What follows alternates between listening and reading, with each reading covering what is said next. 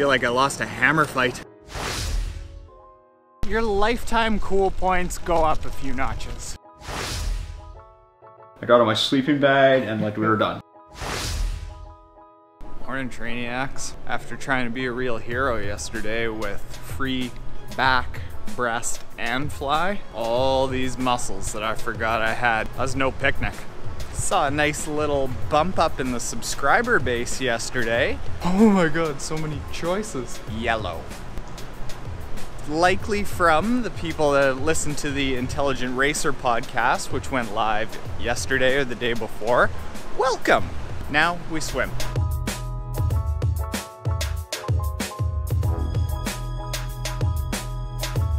Whew, that was a swim and a half. After yesterday's fly, back, breast, free. Feel like I lost a hammer fight.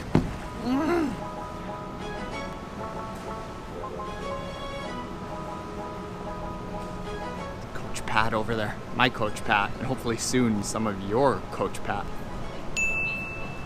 Smooth-headed, majestic man. Considering that I left my iPhone 7 Plus stupid lightning port, no headphone jack headphones at the office, I think today is a fantastic day for an episode of Thoughts from the Bike. I want to talk about why triathletes got to seriously consider commuting to work by bike. I'm really biased, but there's a lot of good reasons for it. Gotta hit this light. Hang on.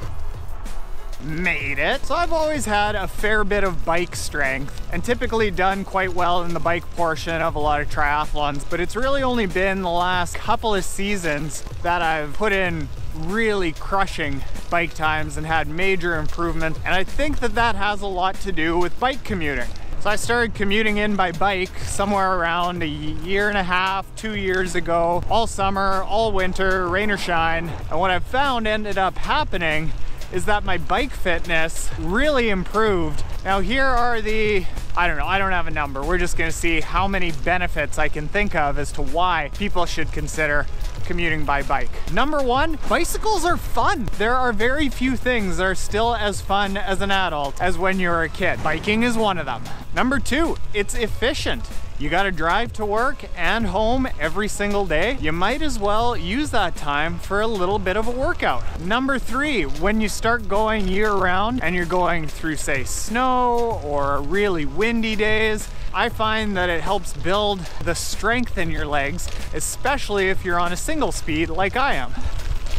Number four, if you ride a fixie where you can't like just roll, what I've heard, because you have no choice but to hold it up and push down, you're creating a really efficient pedaling style that translates over to when you hop on your road or your triathlon bike. Number five, you get to experience a lot of the benefits of nature, of sun and vitamin D and fresh air. Number six, and this relates more to overall life than triathlon. You know how I always say that you need to get in the habit of saying yes and doing things that other people might dismiss? You're gonna be dismissed a lot. Honking, cars trying to pinch you up on the curb, kind of just part of it. But it's a real mental shift, and it's an eye-opener that you can go against the flow of the world. It feels pretty good.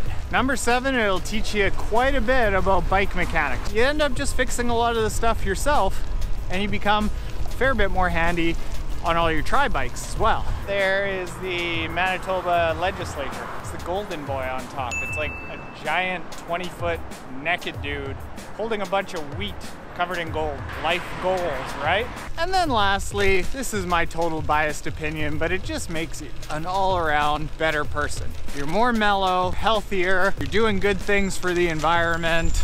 Your lifetime cool points go up a few notches. And that, I believe, has been a successful first episode of Thoughts from the Bike. Ladies and gentlemen, we have a special guest appearance. That's Mike Anderson. Say hi, Mike. Hi. He is a Barkley, well, you don't call it a finisher because there's been how many finishers ever? 15 now. 15 in how many years? Over 30. It's a hard race. We're gonna get Mike to tell you about it. 2 weeks ago, yeah, it happens every year on April Fool's weekend. Give everyone the rundown of just how badass this event is. Barkley is in Frozen Head State Park in Tennessee. The legend of the race is that actually the guy who shot Martin Luther King Jr. was in a prison in the area, and he escaped. Right. And they found him 54 hours later, and he had made it 8 miles. Oh, there's Charlie. There's Charlie. Hi, Charlie. Gary Cantrell, who's the race director, who grew up in that area, hiking, exploring, kind of scoffed at that and said, you know, I could have made it 100 miles in that time. So he came up with this race. It's 5 loops, right, in Frozen Head State Park. It's unmarked. So to prove that you've completed a lap, you have to collect your page out of, this year was 13 books. You get a number at the start of each lap. Your race number's 52, right, and you gotta pull out page 52 out of each book, and you get to the end, and you have to present all your pages, and that's proof you've completed a lap. Each loop is supposedly 20 miles, but every year he adds to it to make it harder, and the distance never changes. It's always 20 miles. He always says that it's 20 miles. No GPS, no altimeter. And this year he handed out $10 watches, just normal stopwatches, and that was all you're allowed to carry. So it's map and compass. You can be tracking how long you've been out there, but nothing else. Okay. I'm gonna get this wrong, but I think in total, you're doing somewhere just shy of 70,000 feet of climb. How much is Everest? 30,000. So you're climbing Everest like twice. And down.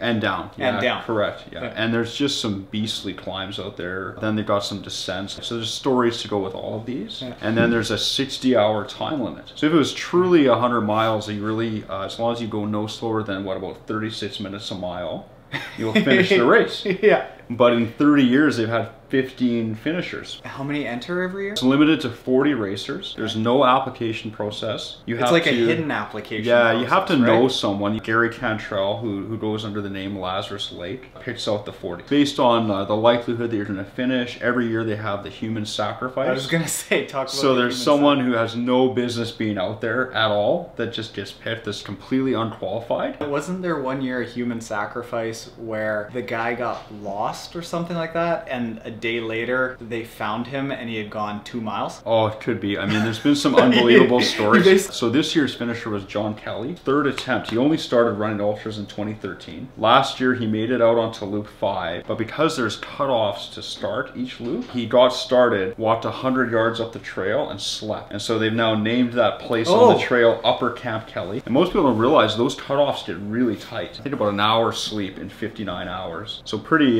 cool accomplishment, number 15. Explain the feeling of your one loop. I went out there in 2003 with a buddy here. I still don't know how we got in. Were you the human sacrifice? I don't know, maybe. The race was so much less known that I think getting in was a lot easier. We went out there totally naive on what we were getting into. We ran up and down the stairs at Pan Am for hours, and that was our elevation training. We latched onto a veteran because we had no idea how to navigate the loop. The guy we ended up picking was Frozen Ed. He watched the Netflix documentary. He's in there. We did a loop. It took us 11.5 hours to go 20 miles. It's been 14 years, so I don't remember a lot. But the memory that I don't have is having any ambition of starting a second loop. Like that's not there at all. Like we finished, I got on my sleeping bag, and like we were done. The first time I met him, I said like, did you think you could maybe do a second loop? And it was a unequivocal no.